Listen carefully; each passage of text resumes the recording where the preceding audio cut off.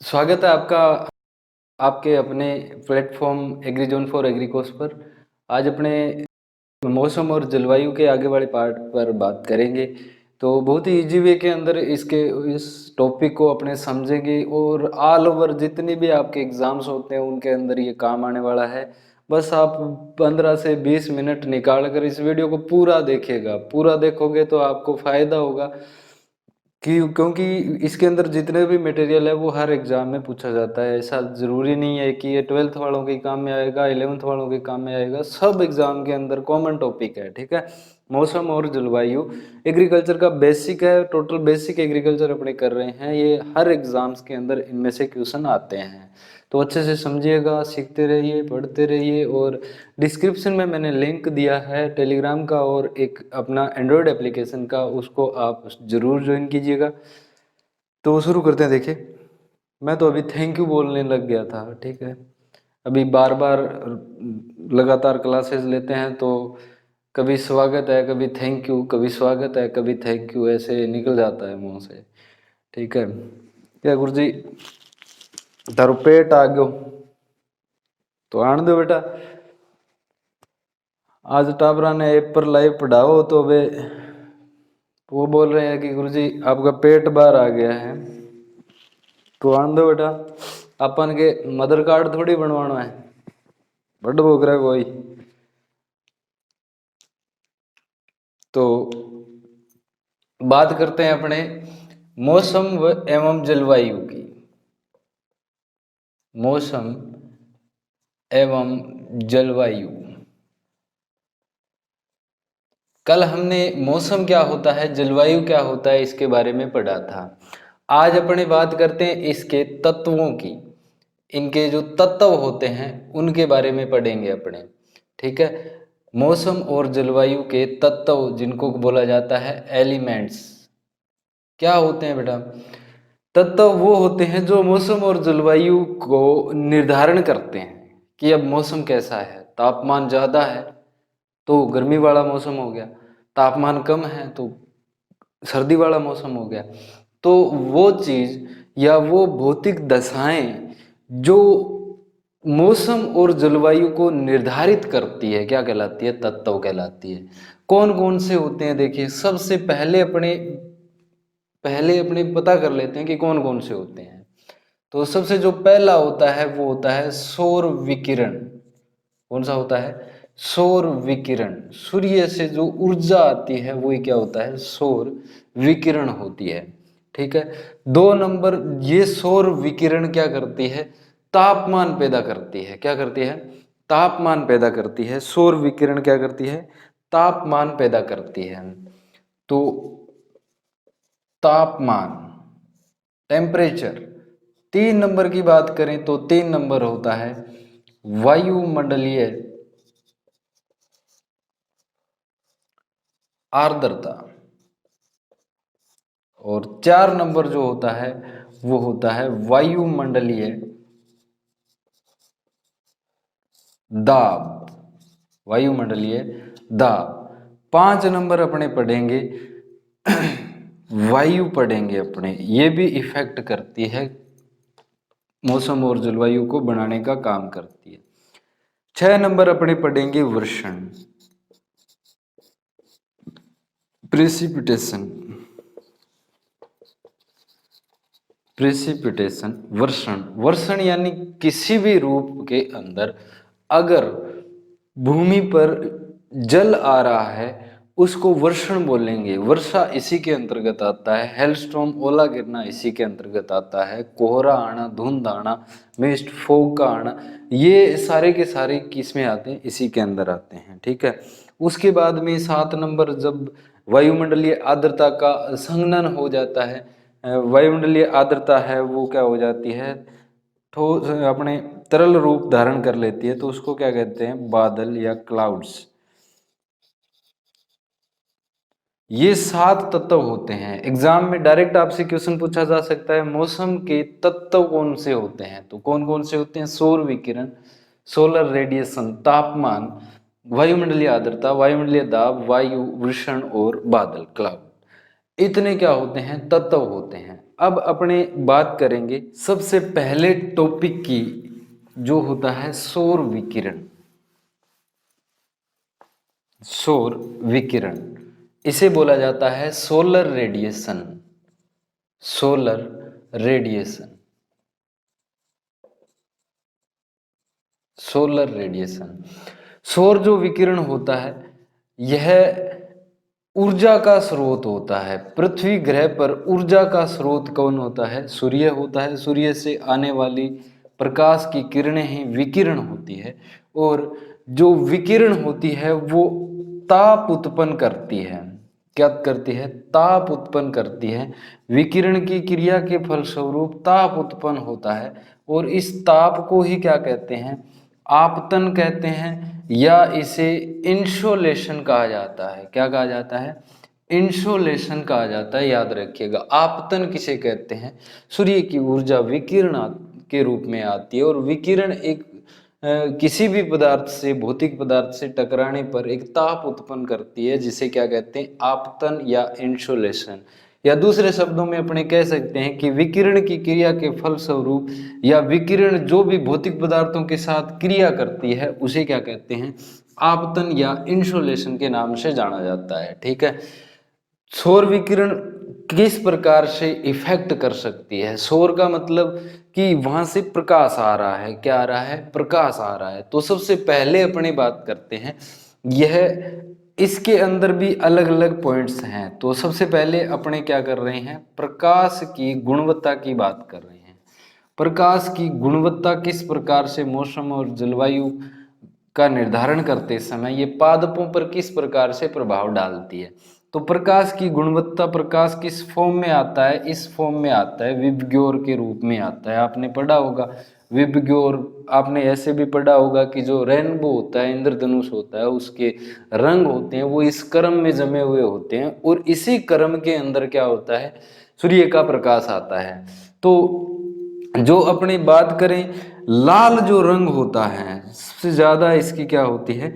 लाल जो रंग होता है, इसमें जो पादप वृद्धि है वो सबसे ज्यादा होती है। लाल रंग के अंदर पादप वृद्धि है वो सबसे ज्यादा होती है। उसके बाद में जो हरी और नीली प्रकाश होती है, हरा और नीला प्रकाश, इसके अंदर पादप वृद्धि है वो क्या होती है? कम होती है। पादप वृद्धि क्या होती है? कम होती है। याद रखिएगा, नीला जो प्रकाश होता है वो अंकुरण को रोकने का कार्य करता है। वैसे देखा जाए तो अंकुरण के लिए प्रकाश जरूरी नहीं है, परंतु जब पौधा जर्मिनेट होकर बिल्कुल ऊपर आता है, ठीक है, नवांकुर होता है, वहां पर प्रकाश की जरूरत होती है। जर्मिनेशन के लिए, अंकुरण के लिए प्रकाश जरूरी नहीं है, परंतु जब अंकुरित यानी नवांकुर हो गया है पौधा, तो उस समय प्रकाश की सर्वाधिक आवश्यकता होती है। और हरे और नीले प्रकाश के अंदर पादप वृद्धि है वो बहुत ही कम होती है। अब 2 नंबर की बात करें तो यहां पर अपनी बात करेंगे प्रकाश की तीव्रता की। प्रकाश की तीव्रता की, तीव्रता यानी इंटेंसिटी, यानी यहां पर अपने कह सकते हैं कि प्रकाश की चमक। जब प्रकाश की चमक अधिकतम होती है, क्या होती है? जब प्रकाश की चमक क्या होती है? अधिकतम होती है, तो उस समय एक बिंदु आता है, वहां पर क्या हो जाती है? श्वसन दर, पौधे की श्वसन दर और प्रकाश संश्लेषण की दर है, प्रकाश संश्लेषण दर, ये दोनों क्या हो जाती है? सेम हो जाती है। दर दोनों सेम हो जाती है। तो इसे क्या कहा जाता है? इसे कहा जाता है बेटा लाइट कॉम्पेंसेशन पॉइंट, LCP। जब सब अधिकतम प्रकाश तीव्रता में श्वसन दर और प्रकाश संश्लेषण दर समान हो जाती है, तो उस बिंदु को LCP कहा जाता है, लाइट कॉम्पेंसेशन पॉइंट। क्या कहा जाता है? Light compensation point. और इसको हिंदी में कहते हैं प्रकाश क्षतिपूर्ति बिंदु। क्या बोला जाता है? प्रकाश क्षतिपूर्ति बिंदु। क्षतिपूर्ति बिंदु के नाम से जाना जाता है। याद रखिएगा, लाइट कॉम्पेंसेशन पॉइंट जब अधिकतम प्रकाश तीव्रता पर श्वसन दर और प्रकाश संश्लेषण की दर समान हो जाती है तो उसे प्रकाश क्षतिपूर्ति बिंदु कहा जाता है। तो प्रकाश तीव्रता के बाद में जो तीसरा अपना 3 नंबर आता है वह आता है प्रकाश की अवधि। प्रकाश की अवधि ये वेरी इंपॉर्टेंट रहता है भी। प्रकाश की अवधि, प्रकाश की अवधि होती है वह पौधे में अंकुरण को, उसके अंदर फ्लावरिंग को, उसके अंदर फलन को, उसके अंदर पादप की वृद्धि को बहुत अधिक प्रभावित करता है प्रकाश की अवधि। तो इसमें अपने बात करें प्रकाश की अवधि को शॉर्ट रूप में क्या कहा जाता है, शॉर्ट रूप में इसे कहा जाता है प्रकाश पर दीप्तिकालिता। पर दीप्तिकालिता क्या कहा जाता है, प्रकाश पर दीप्तिकालिता, या इंग्लिश की बात करें तो फोटो पीरियोडिज्म। फोटो पीरियोडिज्म, यहां पर फोटो पीरियोडिज्म का मतलब, फोटो का मतलब तो क्या प्रकाश, और पीरियोडिज्म का मतलब अवधि, पीरियड। ठीक है, फोटो का मतलब प्रकाश और पीरियोडिज्म का मतलब क्या होता है अवधि, यानी प्रकाश की अवधि ही क्या कहलाती है, प्रकाश पर दीप्तिकालिता कहलाती है। यह 2 शब्दों से मिलकर बना है। ठीक है, फोटो पीरियोडिज्म, फोटो का मीन क्या है प्रकाश और पीरियोडिज्म का मीन क्या है अवधि। ठीक है, अब यहां पर अपनी बात करें तो ये सबसे पहले कब खोजा गया था सर, सबसे पहले ये 1920 के अंदर खोजा गया था। कब खोजा गया था 1920 के अंदर। किसने खोजा था सर, ये गार्नर व एलार्ड नाम के 2 आदमी थे। इन्होंने क्या किया, ये धूम्रपान कर रहे थे, किसके खेत के किनारे बैठे बैठे, तंबाकू के खेत के किनारे बैठे बैठे। तो टोबैको के अंदर किसकी खोज हुई थी, निकोटियाना टेबेकम सोलेनेसिस का कुल होता है 2n बराबर इसमें 48 होते हैं। ठीक है, टोबैको, टोबैको जो प्लांट है उसी के अंदर प्रकाश प्रदीप्तिकालिता को सबसे पहले गार्नर व एलार्ड ने देखा था। गार्नर व एलार्ड ने इनको देखा था। और किसके अंदर देखा था भाई, मैरीलैंड मामूथ, मैरीलैंड मामूथ जो कि एक प्रकार का स्पीसीज है किसकी, तंबाकू की। मैरीलैंड मामूथ के अंदर इसको देखा गया था सबसे पहले। किसने देखा था, गार्नर एलार्ड ने सन 1920 के अंदर। होता क्या है बेटा, ये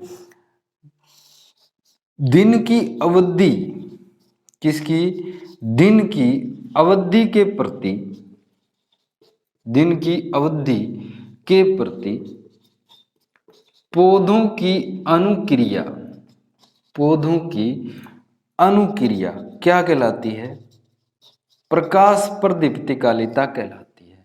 दिन की अवधि के प्रति पौधों की अनुक्रिया क्या कहलाती है, प्रकाश प्रदीप्ता कहलाती है। अब जब दिन की अवधि होगी तो रात की भी अवधि होगी।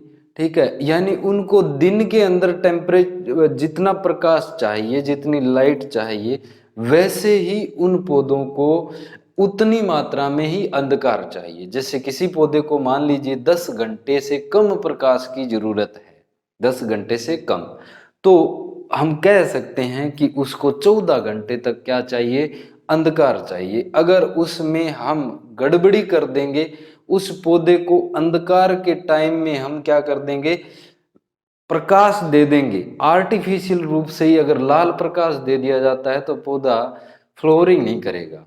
इसीलिए शॉर्ट डे प्लांट्स होते हैं, उनके अंदर ये समस्या बहुत पाई जाती है। और अपने कहते हैं ना कि बिजली चमकती है तो चने के अंदर, बिजली चमकने पर चने के अंदर क्या होता है, जो अपने फ्रूट्स होते हैं, पोड्स होते हैं, उनके अंदर बीज होता है, वो वहीं पर खत्म हो जाता है। ठीक है, तो ये इसी का कारण होता है, फोटो पीरियडिज्म का कारण होता है। ठीक है, तो देखिए बात करें अपने यहाँ पर एक क्रिटिकल पॉइंट होता है, हर पौधे का एक क्रिटिकल पॉइंट होता है जिससे क्या कहा जाता है, लाइट क्रिटिकल पॉइंट।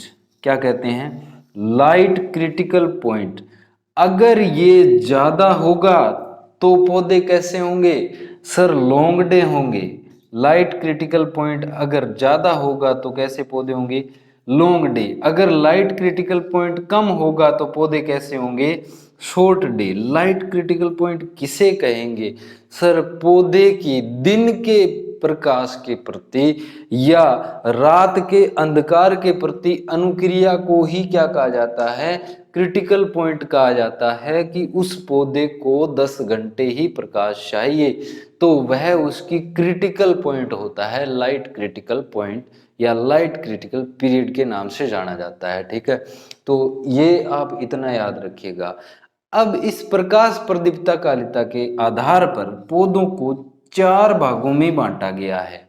कितने भागों में बांटा गया है, 4 भागों के अंदर बांटा गया है। कौन कौन से भाग के अंदर बांटा गया है अपने पढ़ते हैं। ठीक है, और बहुत ही इंपॉर्टेंट आपका टॉपिक है, इनको मैं बेटा कर देता हूं साफ।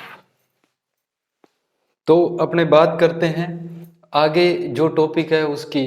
तो यहाँ पर 4 प्रकार के पौधे हैं प्रकाश प्रदीप्ता कालिता के आधार पर। एक तो होते हैं शॉर्ट डे प्लांट्स। कौन से होते हैं, शॉर्ट डे प्लांट्स। कौन से पौधे होते हैं बेटा शॉर्ट डे, वे पौधे जिनको कम प्रकाश अवधि की जरूरत होती है, कम प्रकाश की जरूरत होती है। कितने घंटे प्रकाश इनको चाहिए सर, 10 घंटे से कम इनको प्रकाश चाहिए, 10 घंटे से कम इनको प्रकाश चाहिए। तो ये क्या करते हैं, रात में सोते ज़्यादा हैं, रात में इनको नींद बहुत आती है, इसीलिए इनको जल्दी से क्या हो जानी चाहिए, रात होनी चाहिए। तो अंधकार का टाइम कितना हो जाएगा, 14 घंटे, क्योंकि दिन में कितने होते हैं 24, 10 घंटे तो ये जागते रहे, यानी दिन में ये 10 घंटे जागते रहे और 14 घंटे ये क्या हो गए, सो गए। क्या कर दिया इन्होंने, 14 घंटे ये क्या होते हैं, सोते हैं, 14 घंटे ये क्या होते हैं, सोते हैं। कौन से पौधे आते हैं सर, उष्ण कटिबंधीय पौधे आते हैं। कौन से पौधे आते हैं, उष्ण कटिबंधीय पौधे आते हैं। जो उष्ण कटिबंधीय रेखाओं के किनारे उगते हैं वो पौधे ही इसके अंतर्गत आते हैं, उष्ण कटिबंधीय, या इंग्लिश में बोलें तो ट्रॉपिकल प्लांट्स। कौन से, ट्रॉपिकल प्लांट्स इनके अंदर आते हैं। कौन से पौधे, ट्रॉपिकल प्लांट्स। अगर ऋतु की बात करें,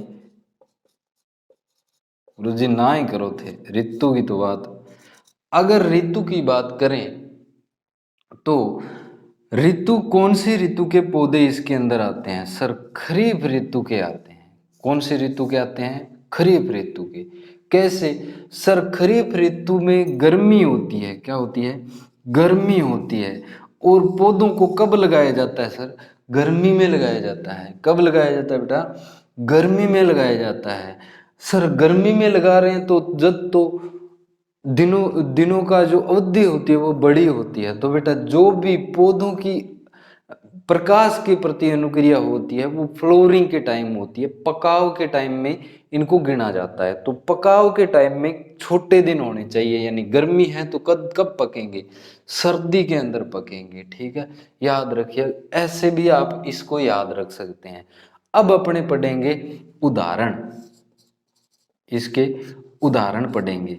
सबसे पहले आता है अफ्रीकन गेंदा। कौन सा, अफ्रीकन गेंदा। गेंदा होता है वो 2 टाइप का होता है, एक तो फ्रेंच गेंदा होता है और एक अफ्रीकन गेंदा होता है। ठीक है, कंपोजिटी कुल का पौधा होता है ये अफ्रीकन गेंदा। उसके बाद में अपने बात करें तो बाजरा, क्या है, बाजरा। उसके बाद में धान, राइस जिसको बोलते हैं। उसके बाद में होता है अनानास, पाइनएप्पल जिसको बोलते हैं, ब्रोमेलिएसी कुल का पौधा होता है अनानास। अनानास के बाद में मक्का, फिर होता है ज्वार, मक्का, ज्वार, सर थे मिक्स किया करो, एक हॉर्टिकल्चर, एक फील्ड क्रॉप, फिर फील्ड क्रॉप, फिर हॉर्टिकल्चर, फिर फील्ड क्रॉप। इसमें राज छुपा हुआ है बेटा। आज के बाद में आपको याद करने की जरूरत नहीं पड़ेगी, जब भी एग्जाम में कोई आपसे पूछेगा आपको याद रहेगा ये। अफ्रीकन गेंदा, बाजरा, धान, अनानास, मक्का, ज्वार, मक्का और ज्वार। उसके बाद में स्ट्रॉबेरी, स्ट्रॉबेरी, स्ट्रॉबेरी के बाद में कॉफी, स्ट्रॉबेरी के बाद में कॉफी, और कॉफी के बाद में तंबाकू, तंबाकू, तंबाकू के बाद में सोयाबीन, सोयाबीन, और गुलदाउदी भी होता है, क्राइसेंथेमम। ये है शॉर्ट डे प्लांट्स। अब अपने बात करते हैं लॉन्ग डे प्लांट्स की, एलडीपी। लॉन्ग डे प्लांट्स कौन से होते हैं? वे पौधे जिनको अधिक प्रकाश की जरूरत होती है, अधिक प्रकाश अवधि की जरूरत होती है। और अधिक प्रकाश अवधि कितनी अवधि? उसको 14 वर्ष, कितनी? 14 वर्ष तक की प्रकाश अवधि की जरूरत होती है। 14 घंटे प्रकाश उसको चाहिए। तो अंधेरा कितना चाहिए? ये बहुत कम सोते हैं बेटा। कितना? 10 घंटे ही सोते हैं। कितने घंटे?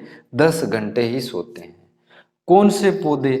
सर शीत कटिबंधीय पौधे या शीतोष्ण पौधे, सॉरी शीत कटिबंधीय पौधे, या कह सकते हैं अपने टेम्परेट,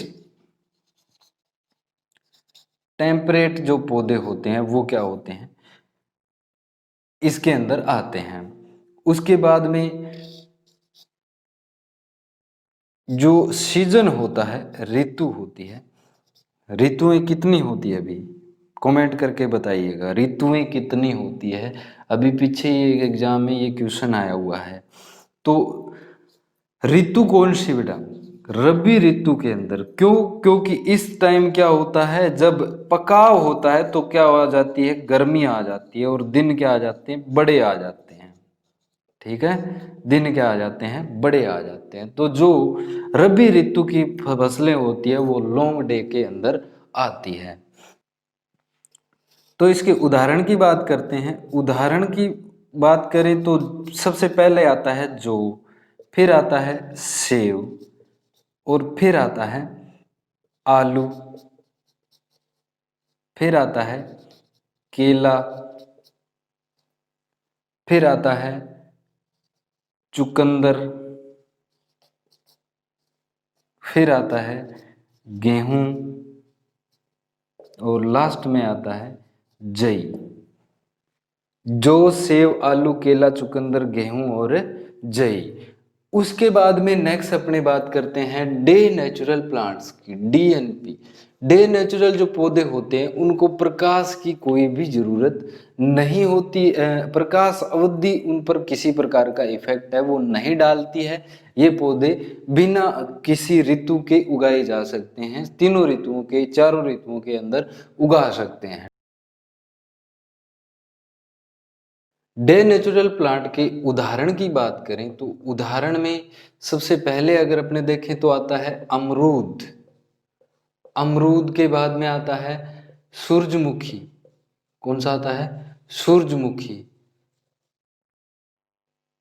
उसके बाद में आता है मटर, उसके बाद में आता है टमाटर, टमाटर, टमाटर, और उसके बाद में आता है टमाटर के बाद में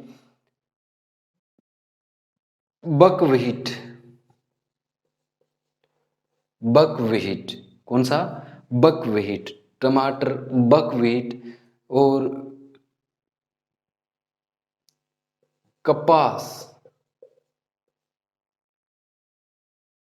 कपास, और लास्ट आता है पपीता। तो ये सारे पौधे अपने शॉर्ट डे, लॉन्ग डे और डीएनपी हमने देखा। अब आता है इंटरमीडिएट डे पौधे। यानी जो मध्यम प्रकार के पौधे होते हैं वो कौन से होते हैं, तो इनको प्रकाश की अवधि है वो 12 से 14 घंटे के बीच में चाहिए। 12 घंटे से कम अगर होगा तो इनके अंदर फ्लोरिंग नहीं होगी, 14 घंटे से ज़्यादा होगा तो इनके अंदर फ्लोरिंग नहीं होगी। तो यहाँ पर अपने कह सकते हैं, इसका उदाहरण अगर बात करें तो कौन सा होगा, गन्ना होगा। उदाहरण इसका कौन सा होगा, गन्ना होगा। तो इसको याद कैसे रखेंगे आपको उदाहरणों को, सबसे पहले हमने पढ़ा शॉर्ट डे। शॉर्ट डे पौधे होते हैं वो क्या करते हैं, 14 घंटे सोते हैं। कितने घंटे सोते हैं, 14 घंटे सोते हैं। तो जो अफ्रीकन गेंदबाज था वो धान व अनानास मांग कर उसके अंदर क्या किया, मक्का और ज्वार मिला दिया तथा उसने स्ट्रा से कॉफी पी और तंबाकू खा के वो सो गया। तंबाकू खा के वो गुल्ले बादशाह हो गया या सो गया, गुल्ले बादशाह होकर सो गया। देखो जो तड़ी मारे नहीं बिंग बड़ी जोर की तलब लग गया, ठीक है। चाह पीता ही चे कॉफी पी लो चे चाह पी लो, मिठो खाता ही बहुत गंदी तलब लग गया। भाई बात है अफ्रीकन गेंदबाज, अफ्रीकन गेंदबाज धान व अनानास यानी धान व अन्न मांग कर उसमें मक्का और ज्वार मिला लिया उसने, और इत्तो की खास है तो वो सोई सी मक्का और ज्वार मिला के बन स्ट्रांग के पकड़ी कॉफी पी। कॉफी पीने के बाद में उसने तंबाकू खाया और गुल्ले बादशाह होकर वो क्या हो गया, सो गया। ऐसे आप इसको याद कर सकते हैं। जब एग्जाम में आपसे कोई क्वेश्चन पूछेगा तो आप जस्ट इस लाइन को याद कर लीजिएगा कि अफ्रीकन गेंदबाज था, उसने क्या किया, उसने धान और अन्न मांगा था, धान और अन्न मांगा था, उसके अंदर उसने मक्का और ज्वार मिलाया, फिर भरपेट उसने खाया और बाद में स्ट्रा के द्वारा उसने कॉफी पी है, फिर वो तंबाकू की तड़ी मारी है और गुल्ले बादशाह बन के वो सो गया। ठीक है, याद रखिएगा। अब हमने बात की थी लॉन्ग डे प्लांट की। लॉन्ग डे प्लांट में उदाहरण पढ़े थे हमने, जौ, सेव, आलू, केला, चुकंदर, गेहूं और जई। ठीक है, जो सेव और केला से चूक गई उसे बहुत लंबे दिनों का इंतजार करना पड़ेगा। ठीक है, बहुत लंबे दिनों का इंतजार यानी लॉन्ग डे पौधे होते हैं। जो जो सेव और से यहां आलू, जो सेव और केले से चूक गई, गेहूं गई तो जई भी आ जाएगा, गै से गई में गै से गेहूं और जय से यहाँ पर जई है तो वहां पर एक टोन आ रही है जई, तो ऐसे ही आप याद कर लेना। उसके बाद में day natural plant. Day natural plant में उदाहरण हमने पढ़े थे अमरूद, सूरजमुखी, मटर, टमाटर, बकव्हीट, कपास और पपीता। तो देखिए अमरू नाम का एक बंदा था, अमरू ने सूरजमुखी को मटर, मटर में मैं आ रहा है तो यहां से मटर हो गया, टे आ रहा है तो यहां से टमाटर हो गया। ठीक है, अमरू ने सूरजमुखी को मटर बुक करके कप में दी, किसमें, कप में, कैसे कपास और पैसे पपीता, कप में दी तो वह उदासीन हो गई, क्योंकि वो क्या चाहती थी, वो तो गोल्ड की रिंग चाहती थी, पर अमरू है वो थोड़ो शाणो निवड़ो, अण के करो कप में मटर डाल दी, मटर डाल के उसने क्या कर दिया, सूरजमुखी को दे दिया, तो वो क्या है, उदासीन हो गई। यानी डे नेचुरल प्लांट उदासीन पौधे या जिन पर प्रकाश अवधि का कोई भी प्रभाव नहीं पड़ता है। आगे हमने पढ़ा आईएमडी, जिसको 12 से 14 घंटे के प्रकाश की जरूरत होती है। उदाहरण कौन सा होता है, इंटरमीडिएट का गन्ना उदाहरण होता है। तो ऐसे इसको आप याद रख सकते हैं। नेक्स्ट अपने बात करते हैं, जो नेक्स्ट एलिमेंट है उसकी बात अपने करते हैं। आगे अपने पढ़ेंगे वायुमंडलीय तापमान, वायुमंडलीय तापमान या एटमॉस्फेरिक टेम्परेचर, तापमान की, टेम्परेचर की यहां पर बात करेंगे अपने। तो टेम्परेचर की बात करें तो वायुमंडल का जो तापमान होता है वो कौन उत्पन्न करता है? सूर्य उत्पन्न करता है। सौर ऊर्जा के द्वारा वो अपने को सारे ब्रह्मांड को चलाता है। तो यहाँ पर टेम्परेचर भी बहुत प्रकार का होता है। जैसे अपने बात करें सबसे पहले मिनिमम टेम्परेचर होता है, मिनिमम यानी न्यूनतम टेम्परेचर होता है। इससे अगर नीचे टेम्परेचर चला जाए तो न तो वेजिटेटिव ग्रोथ होगी न रिप्रोडक्टिव ग्रोथ होगी पौधे के अंदर। मिनिमम टेम्परेचर होता है। 2 नंबर की बात करें तो एक होता है ऑप्टिमम, ऑप्टिमम या इष्टतम टेम्परेचर। ऑप्टिमम जो तापमान होता है वह क्या होता है? ऑप्टिमम टेम्परेचर इष्टतम तापमान पर पौधे की सर्वांगीण विकास होता है। पौधा है वो अच्छे से वृद्धि करता है और उसका विकास होता है और अपने को अधिकतम उपज है वो प्रदान करता है। इसे इष्टतम तापमान कहा जाता है। मिनिमम को क्या कहते हैं? न्यूनतम कहते हैं। क्या कहते हैं? न्यूनतम कहा जाता है। और ऑप्टिमम को क्या कहते हैं? इष्टतम कहा जाता है। क्या कहते हैं बेटा? इष्टतम कहा जाता है। उसके बाद में 3 नंबर आता है मैक्सिमम। क्या आता है? मैक्सिमम। मैक्सिमम होता है उसे अधिकतम तापमान कहते हैं। इससे ज्यादा, यहां तक तो काम चल जाएगा, परंतु इससे ज्यादा अगर टेम्परेचर हो गया तो वो क्या हो जाता है? नुकसानदायक हो जाता है और पौधा है उसमें ग्रोथ करना बंद कर देता है। अब एक टेम्परेचर और होता है। इन तीनों को जब संयुक्त रूप से एक टर्म दी जाती है, तीनों का संयोजन किया जाता है, तो उसे कार्डिनल टेम्परेचर बोला जाता है। क्या बोला जाता है? कार्डिनल टेम्परेचर या कार्डिनल ग्रोथ टेम्परेचर भी इसको बोल सकते हैं, जिसे बोला जाता है प्रधान तापमान बिंदु, प्रधान तापमान कार्डिनल टेम्परेचर। तीनों को, मिनिमम, ऑप्टिमम और मैक्सिमम, तीनों को मिलाकर क्या बोला जाता है? कार्डिनल टेम्परेचर बोला जाता है। इसका जो एवरेज होता है वो क्या होता है? कार्डिनल टेम्परेचर होता है। इस पर पौधे की वृद्धि है वो निकाली जाती है। प्रधान तापमान पर एक पॉइंट होता है, जिस पॉइंट पर जिस भी प्रकाश के ऊपर कार्डिनल टेम्परेचर जो औसत आता है तीनों का, उस पर जो ग्रोथ होती है उसे कार्डिनल ग्रोथ पॉइंट बोला जाता है। क्या बोला जाता है? कार्डिनल ग्रोथ पॉइंट बोला जाता है इसको। तो ये आप बिंदु भी याद रखिएगा। अब जो अपनी फसलें होती है वो 2 टाइप से अपने वर्गीकृत कर सकते हैं तापमान के हिसाब से। एक तो जो शीत ऋतु वाली फसलें होती है और एक होती है जो ग्रीष्म ऋतु वाली फसलें होती है, उनके लिए तापमान है वो कितना चाहिए। तो जो पहले अपने शीत ऋतु वाली देखते हैं, ठीक है। तो जो मिनिमम तापमान शीत ऋतु के लिए चाहिए वो कितना चाहिए? 0 से 5 डिग्री सेल्सियस चाहिए। कितना? 0 से 5 डिग्री सेल्सियस। और उसके बाद में जो इष्टतम तापमान होता है वो कितना चाहिए? 25 से 30 डिग्री सेल्सियस। और जो मैक्सिमम तापमान होता है वो कितना चाहिए? 30 से 38 डिग्री सेल्सियस मैक्सिमम तापमान है पौधों के लिए उपयुक्त होता है। उसके बाद में अपने बात करें तो ग्रीष्म ऋतु वालों पौधों के लिए 15 से 20 डिग्री सेल्सियस मिनिमम टेम्परेचर होना ही होना चाहिए, ठीक है। अब जो इष्टतम तापमान होता है ग्रीष्म ऋतु वालों के लिए वो 30 से 38 डिग्री सेल्सियस होता है। कितना होता है?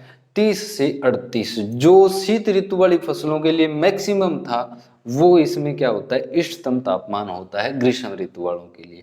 और जो मैक्सिमम होता है वो 45 से 50 डिग्री सेल्सियस से अगर ऊपर चला जाता है तो पौधे का हैप्पी बर्थडे हो जाता है, ठीक है, विल्टेड हो जाता है, पौधा मर जाता है। 45 से 50 डिग्री सेल्सियस तक तापमान इसका होना चाहिए। तो इतनी बात आप याद रखिएगा। अब तापमान है वो पौधों को वृद्धि और विकास को किस प्रकार से इफेक्ट अपने प्रभाव डालता है उसके बारे में अपने पढ़ेंगे, ठीक है। एक एक करके अपने सारे पॉइंट्स को क्लियर कर रहे हैं। आपका कोई भी पॉइंट है वो इसमें छूटने वाला नहीं है, ठीक है। मैं कोई भी पॉइंट है वो आपका छोड़ूंगा नहीं। जब तक आपका कॉन्सेप्ट क्लियर नहीं होगा तब तक पढ़ाई का कोई मीनिंग नहीं है। आप एक बार पढ़ोगे, 2 बार पढ़ोगे, 3 बार पढ़ोगे, बाद में भूल जाओगे आप, ठीक है। इससे अच्छा आप एक बार के अंदर ही सारा कॉन्सेप्ट है वो क्लियर कर लीजिए। तो कॉन्सेप्ट क्लियर करने से आपको बहुत सारे फायदे हैं, आप दूसरे को बता भी सकते हैं, ठीक है। दूसरे को बताना भी एग्रीकल्चर के अंदर जरूरी है। जब तक आपके अंदर बताने की क्षमता योग्यता नहीं है, एग्रीकल्चर के अंदर आप सक्सेसिव नहीं है। क्योंकि किसी चीज़ को, एग्रीकल्चर क्या है, एग्रीकल्चर एक प्रसार है। जितना इसका प्रसार करोगे, ज्ञान बांटोगे, उतना आपका ज्ञान बढ़ेगा। यहाँ कौन को मैं अभी थे जब तो मोटिवेट हो गए यूट्यूब चैनल खोल ले। अब टाबर के करे 2 एक महीना कोचिंग करे बढ़िया, सुपरवाइजर में मैं देखा मेरे कन कम 600 टाबर आ। तो जितना भी मेरे कन हा बम मान के चलो थे 10-15 टाबरा तो चैनल खोल ही लियो। आपको आज तक लिंक भेजा हुआ गुरु जी, सब्सक्राइब कर लो। तो बेटा ये इसमें कोई टाइम निकालने से आपका कोई फायदा नहीं है, ठीक है। मानते हैं टीचिंग करवाने से एक्सपीरियंस बढ़ता है, बट टीचिंग अगर आप फिजिकल करवाते हो, यानी अभी आप अगर एक वीडियो बनाते हो, आप किससे बनाओगे, फोन से बनाओगे, और फोन से बनाओगे तो उसमें बहुत ज़्यादा टाइम आप अपना खपत कर रहे हो। और आपका उद्देश्य क्या है, आगे का क्या उद्देश्य है आपका, उस उद्देश्य को ध्यान में रख कर ही ऐसा काम करना चाहिए, ठीक है। बाकी इया कोनी ते देखो जग की बात कोनी, ठीक है, थे जग की बात सोचो बा कोनी। अब देखो वायुमंडलीय तापमान का आगे अपने प्रभाव पड़ेंगे, पौधों पर क्या प्रभाव डालता है यह वायुमंडलीय तापमान, प्रभाव, इफेक्ट क्या डालता है। इफेक्ट देखिए, सबसे पहले अपने इफेक्ट की बात करें तो एक होती है जैविक क्रियाएं। जैविक क्रियाएं जो बायोलॉजिकल एक्टिविटीज होती है, वो अगर तापमान में 10 डिग्री सेल्सियस बढ़ा दिया जाए तो ये जैविक क्रियाएं क्या हो जाती है, दोगुनी हो जाती है। आपने केमिस्ट्री के अंदर पढ़ा ही होगा कि 10 डिग्री तापमान बढ़ाने पर अभिक्रिया की दर है वो दोगुनी हो जाती है। और इसे क्या बोला जाता है, तापमान गुणांक बोला जाता है। क्या बोलते हैं, तापमान गुणांक बोलते हैं, या इसे Q10 के नाम से भी जाना जाता है। तापमान गुणांक या इसे Q10 टेम्परेचर क्वेटेंट के नाम से ये जाना जाता है, Q10 के नाम से भी इसे पुकारा जाता है, ठीक है। तो जैविक क्रियाओं पर ये इफेक्ट डालता है। उसके बाद में एंजाइमेटिक क्रियाएं होती है, उनको भी ये क्या कर देता है, बढ़ा देता है। अधिक तापमान पे एंजाइमेटिक क्रियाएं होती है, वो अधिक क्रिया करती हैं। उसके बाद में अगर अपने देखें तो CO2 का उद्ग्रहण, CO2 का ग्रहण, CO2 ग्रहण करने में क्या होता है, जब तापमान क्या होता है, बढ़ता है, तो एक सीमा तक तो क्या होता है, CO2 का उद्ग्रहण है वो अपटेक है वो बढ़ता जाता है। परंतु एक टाइम के बाद में क्या हो जाता है, कम हो जाता है। क्योंकि पौधे की जो कोशिकाएं होती है उनके अंदर पत्तियों में मीजोफिल अपने पाया जाता है, मध्योतक होता है, वह क्या कर देता है, ना कर देता है कि भाई मेरे को बस इतना बहुत हो गया, मैं पूरा धाप गया हूँ, मैं पूरा फुल हो गया हूँ, मेरे खाने की पूर्ति पूरी हो चुकी है, अब CO2 मैं नहीं लेऊंगा।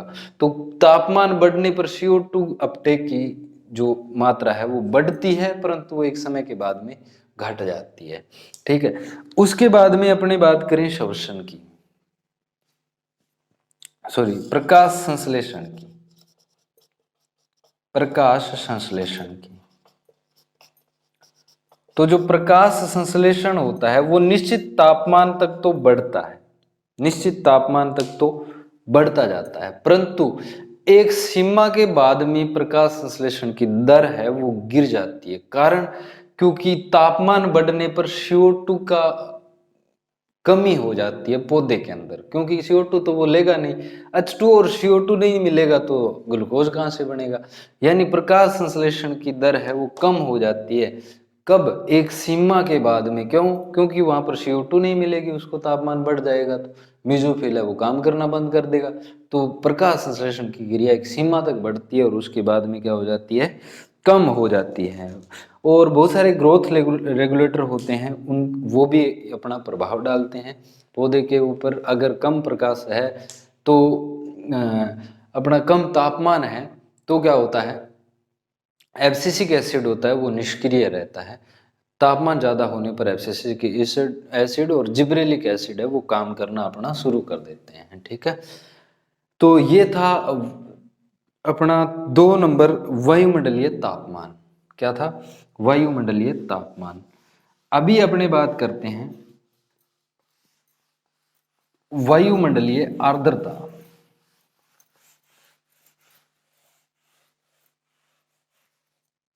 वायुमंडलीय आर्द्रता,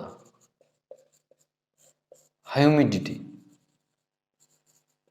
सबसे पहले तो आपको पता होना चाहिए ह्यूमिडिटी को किससे मापते हैं, तो आपको बता देते हैं हम हाइग्रोमीटर से मापते हैं। किससे मापते हैं? हाइग्रोमीटर से, या साइक्रोमीटर भी बोला जाता है। 2 प्रकार की होती है आर्द्रता। एक तो कौन सी होती है? एब्सोल्यूट प्रकार की होती है। कौन सी? एब्सोल्यूट। एब्सोल्यूट, या इसे बोला जाता है निरपेक्ष आर्द्रता। हिंदी में क्या भाई? निरपेक्ष आर्द्रता, एब्सोल्यूट को बोला जाता है। और दूसरी जो आर्द्रता होती है वो होती है सापेक्ष आर्द्रता, जो आप बार बार बात करते हो, सापेक्ष, या इसे बोला जाता है आपेक्षिक आर्द्रता। क्या बोलते हैं? आपेक्षिक आर्द्रता,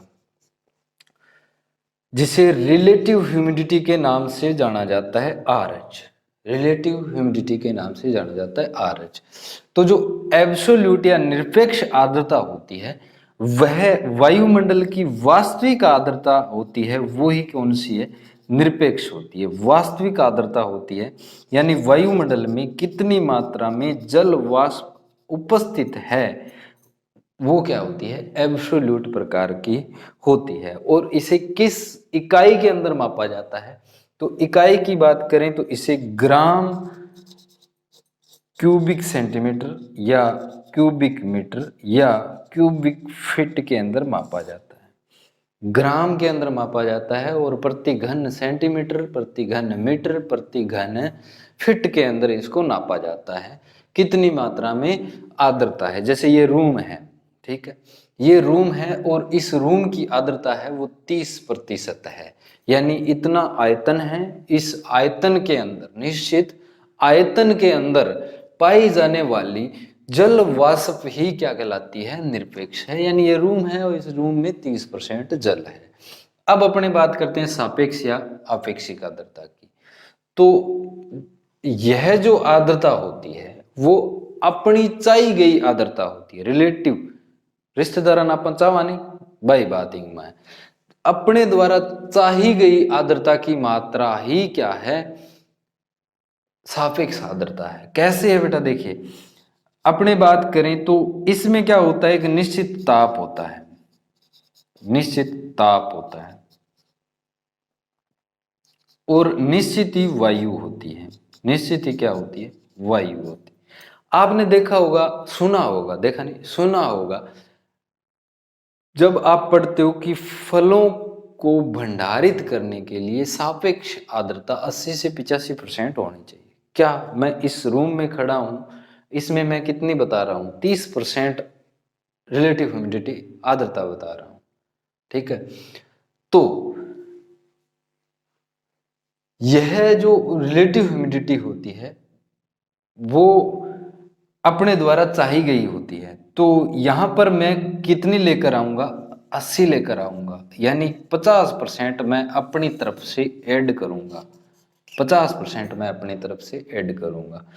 तो निश्चित ताप और निश्चित वायु के अंदर अपने जो क्षेत्रफल होता है, निश्चित क्षेत्रफल होता है, उसके अंदर जल वाष्प को ग्रहण करने की क्षमता ही क्या कहलाती है? सापेक्ष या आपेक्षिक आर्द्रता कहलाती है। दूसरे तरीके से बता दें आपको, उदाहरण के रूप में, जो निरपेक्ष आर्द्रता होती है, कौन सी?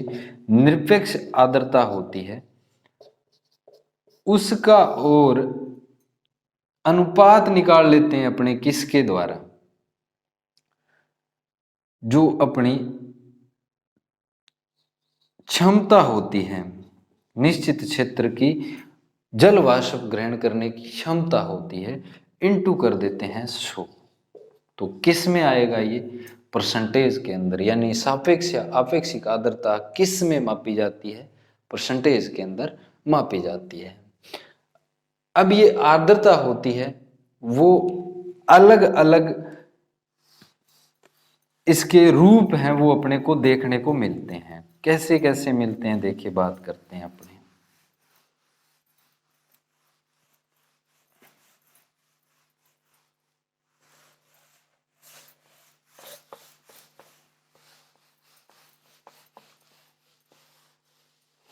अलग अलग रूप अपने को देखने को मिलते हैं। तो सबसे पहले अपने बात करें तो